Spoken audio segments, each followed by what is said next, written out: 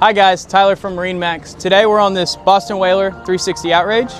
This boat's powered by twin V12 Mercury Verado outboards. These have 600 horsepower each, and will push this boat up to 60 miles an hour or so. At the transom, we've got a nice insulated live well, as well as a flip-up transom seat. While you're headed out to the fish spot, you got somewhere nice to relax and sit. Underneath that, you do have your bilge access where you've got all your pumps, accessories, generator, and whatnot. On the port and starboard side, you've got insulated and macerated fish boxes. And then you've also got this nice seat that'll convert into a prep station with cup holders for once you get to your fishing spot. Also at the rear, you'll see you've got nice, easy, comfortable, and safe step-up access to get to the top of your hard top. As you make your way forward, on the starboard side, you'll see we've got a nice refrigerator.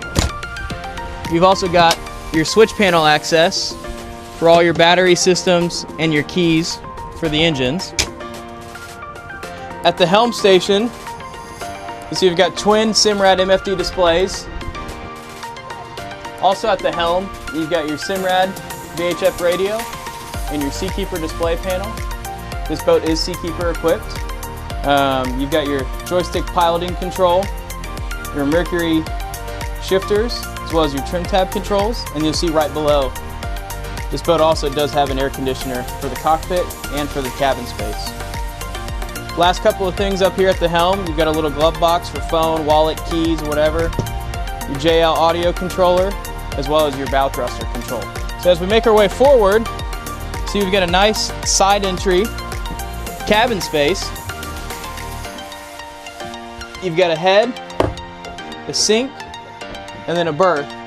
And once again, this whole space is air conditioned with the controls for the AC right here for those hot days while you're out on the water. Up at the bow, you've got a nice center lounge with garage-like storage underneath.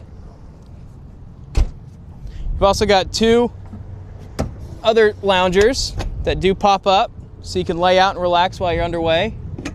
Got nice cup holders on either side, spot for your phone, wireless controller for the upgraded JL sound package.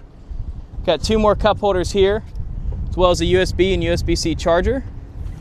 You do have another box below. This one, just like the ones in the rear of the boat, they are macerated boxes.